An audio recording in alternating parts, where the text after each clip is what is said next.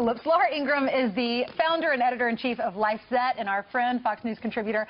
Good morning to you, Laura. Hey, guys. Good to see you. Hey, okay, overnight, President Obamacare replacement. Here, let me hold up the... All right, there's the headline. The New York Post, first 100 days, Obamacare plan unveiled. All right, travel ban signed. Yep. Travel ban 2.0, and doubles down on the wiretap claim. He's itching for a fight, Laura.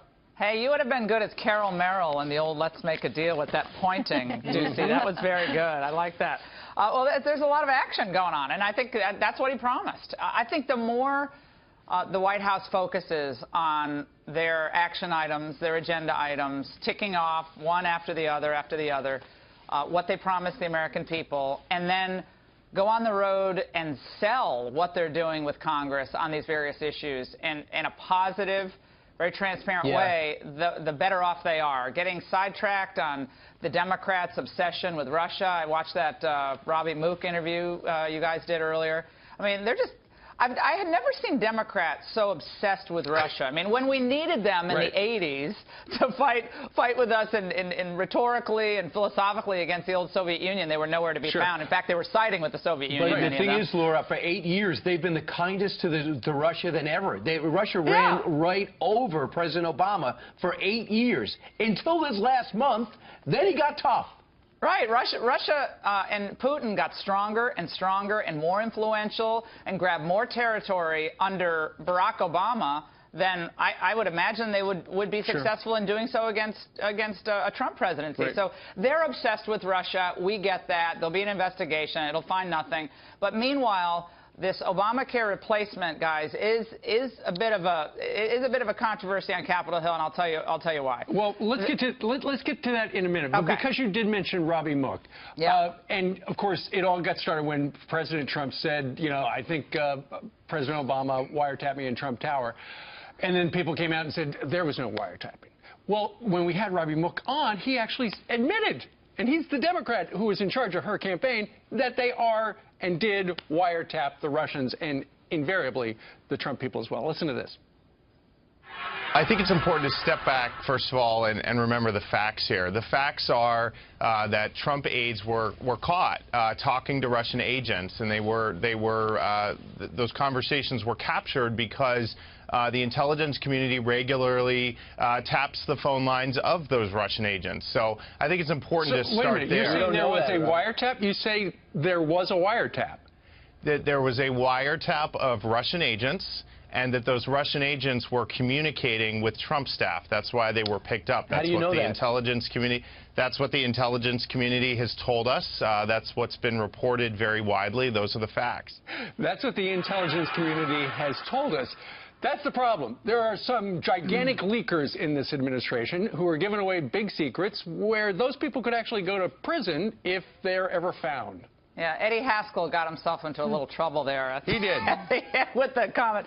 I think we do know that both Roger Stone, Paul Manafort, and I think Carter Page, their communications from the reporting that I've seen, the Guardian's done a lot on this, the New York Times wrote about this in January, their conversations were swept up in the dragnet of intelligence monitoring of so-called Russian agents or Russian associates or anyone they were at a conference with who was whoever worked in Russia. I mean, who knows how broad this went. So I imagine when Donald Trump was tweeting out that comment about Russia and monitoring and wiretapping, he was referring to what had already been reported. Now, you can quibble with the way he worded it and so forth. Did Obama order it? Was it just ongoing as part of the overall investigation into alleged Russian tampering with the election? We don't know. But getting back to the main point, I think a lot of this, people's eyes glaze over on this Russia story. We'll find out more as time goes on. But meanwhile, the administration and Republicans, you know, time is ticking away. They're halfway through first 100 days, and now they're putting points on the board. They fixed the executive order. They had a great rollout of that with Kelly, with Sessions and Tillerson. It's the way it should have been done initially, frankly.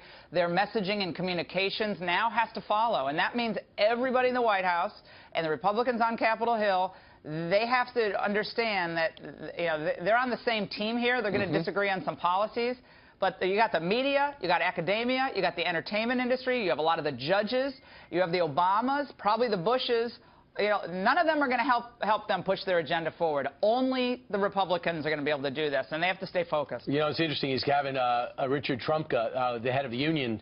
They're going to have lunch today or in the afternoon. And Lindsey Graham's going to be up there too. I think that it's going to be interesting as we transition now to talk about health care. It's going to be interesting to see the role the president's going to play. Evidently, he's got, and I've seen it, he's got great people skills. So he has nothing against Jim Jordan. He has nothing against Paul Ryan. But how is he going to get the Republicans together? Rand Paul and he have really hit it off. How is he going to get Rand Paul in? And I have an idea. Why don't you take a little of Rand Paul's idea, a little of the Freedom Caucus idea, and let them have a seat at the table?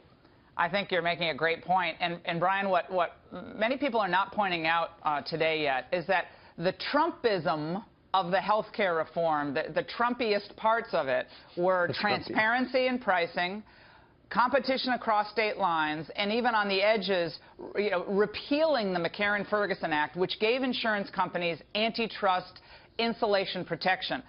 Where is that in this plan? I don't see any transparency and control of the skyrocketing prices of health care. I certainly don't see the competition across state lines.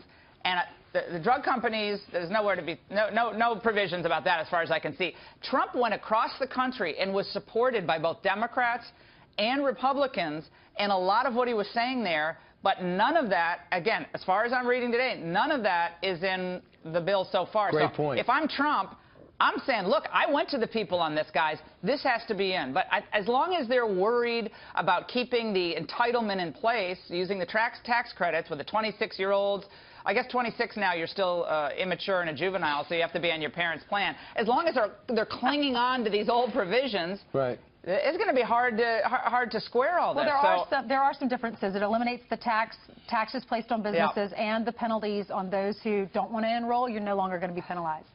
That is good, but again, the skyrocketing cost of health care, I don't believe is dealt with in this legislation. And I think, again, what Trump said at every debate and at almost every speech is across state lines are going to compete. We're going to have more transparency, and the drug companies are going to have to do some competitive bidding like they do with the OECD countries. Sure. So we get lower prescription drug prices. None of that's in this. Yeah, I was shocked to see that the across state lines wasn't it either, but maybe to come. A lot of lobbying goes into this. Yeah, you don't want to see how the contrary to what sausage is people made. think. Yeah. We had Carly Shimkus on a couple of minutes ago, and she was talking about how in Alexandria, Virginia, which is just across the river from where you're sitting, apparently 300 teachers, female teachers, are going to not show up for work tomorrow because it is Day Without a Woman Day to protest President Trump. They've already called ahead and said, look, we're not showing up. So they've canceled school for everybody because they're taking off. Chapel Hill, North Carolina, too, Laura. Guys, everything in our society today has taken on a political tint. And I think it's really unfortunate. People can't get away from politics for a minute. Kids go to school to learn. If people want to protest on their own time, they can do that. But I find this to be just another example of the left having burrowed into the academic establishment from the administrators on down, and conservatives got either afraid to speak out, parents are afraid to speak out, or the few conservative teachers that are there in the public schools are afraid to speak out. I think this is appalling. I mean, how about a day without thinking? How about a day without critical thinking? How about a day without freedom of real expression in the public schools? You should hear the horror stories I'm hearing from a lot of schools in the D.C. area. People just afraid to speak out on issues because of what will happen to them. So I think we have a lot of without outs already in the public schools. You're not against the protest. You're saying do it on your own time. You are an educator. And now you're taking a, quote, personal day to protest, and they're doing it because they want to shut down the schools, and then they want to come in the next day and tell the kids how noble and how viable this protest is and what they should learn from it. Yeah, this is all going to be a teachable moment the next day in school, and I find it both juvenile and depressing, frankly. But everyone's got to speak out. I hang out in a lot of all-male locker rooms and a lot of all-male places. We do not need to be reminded of the importance of women. Yeah, exactly. I speak for all men. We think women are important. Please work. What all-male places are you going to? Right. Just trying to emphasize a point. We have men and women locker rooms. You go in there, just see men, we talk about women. Brian, for now, that's a vestige of the past. I know, Come on, right, you know, Laura. that's not going to be around. You're right. I was looking back at the 80s. Laura, are you going to work tomorrow? That's the question. I am. You know, I am going to work, and I'm going to have women at LifeSet that don't show up. Are they getting fired? I don't know. I mean, I guess we'd have to take that under advisement. All right. I don't. You know, we all take our jobs very seriously, and at LifeSet, right. and I don't think we have anybody at LifeSet who would do that. Just call the temp agency, say, send me a man. Yeah, I mean, it's like the Reagan air traffic controllers. We got to just fire him and move on. Yeah. So we got a lot of people who want work. That's all I can say. A lot of unemployed You're teachers out there as well. All right, go run your radio show and LifeSet as well. Good to see you Ingraham, guys. we'll see you next week.